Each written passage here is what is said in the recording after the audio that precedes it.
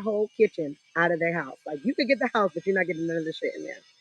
Did that. Another friend of mine, their home was being foreclosed on. I snatched all of the wood flooring up and repurposed that for that.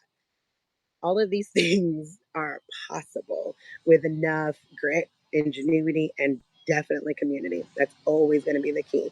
So if we purchased with friends the way that we purchase with partners, think about the difference. There is no difference. Most of us, I'm going to speak for myself. I'm on like done with marriage number two now, and I have friends that have outlasted both marriages, right?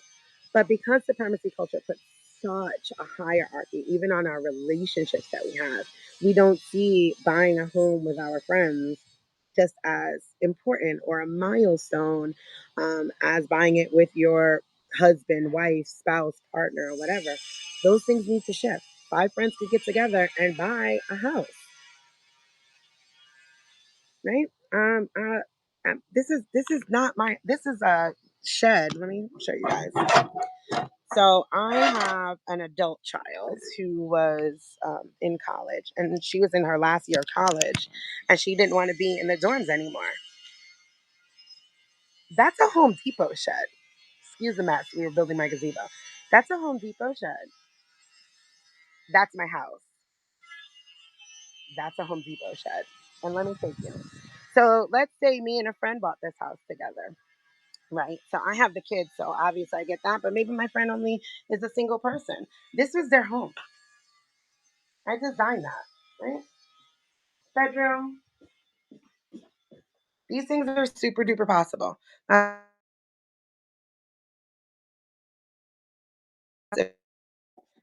Pocket door to go into the bathroom. So there are so many different living options. That's a washer, dryer, fridge, stove, sink, entire bathroom, like with a soaker tub. So that's one property on another property. How you get around certain things. If you don't break grounds, you don't need a permit. You can build it on bricks like that. So there are options. Solar. My friend was getting rid of an RV. Boom. I now on a quarter acre have three living spaces. And my goal is in the back. That's the backyard. Ignore it's been winter, so it's not lovely back here. So this was my chicken house, but a weasel got in and killed them all. So this whole area right here is we're over it because the kids don't need these little playthings anymore.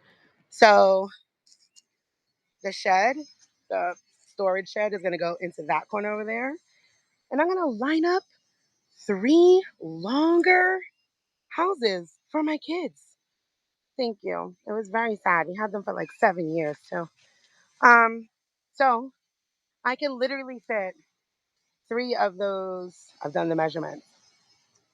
Three like sheds that are going to get converted, like the more narrow ones.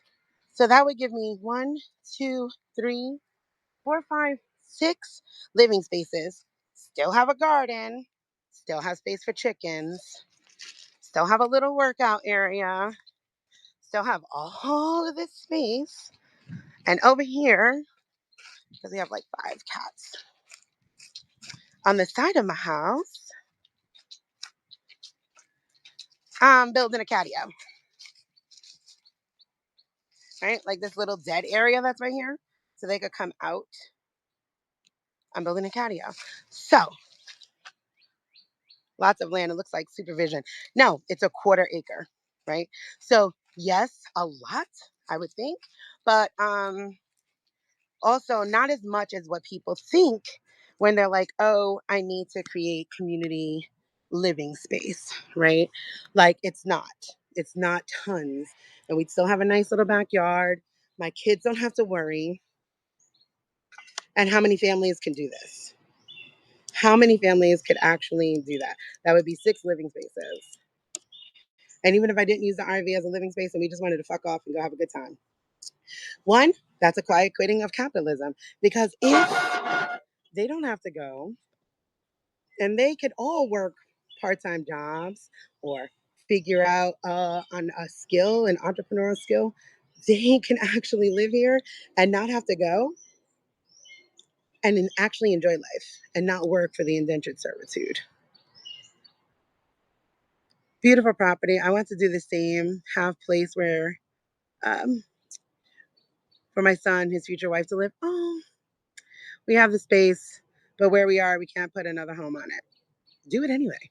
Like, why can't you? I mean, I don't know why you can't, right? Like, and then I am, like I said, I'm all about malicious compliance, right? Most of the reasons why we can't build another property or have an ADU on somewhere is because in the United States you only own 6 inches of your land, right?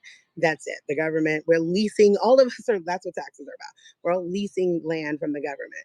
So you only own 6 inches. So if you have to break ground, which you do when you need to put down a foundation or when you need to plumb something in or electric, etc., that's why you need a permit. If you are building on stilts, on bricks, on a platform, on a trailer, you don't usually need that. And then you can get a compostable toilet, you could get solar panels. There's options, but I mean, obviously, you need to look into whatever your area is because the town is about everyone having space and views, and we don't want our neighbors to do it either. I mean, that's fair. Dina says, multi generational households are the wave of the future for so many reasons that you're saying and more. I just met a woman working on a book about it and all the ups and downs. I love that. I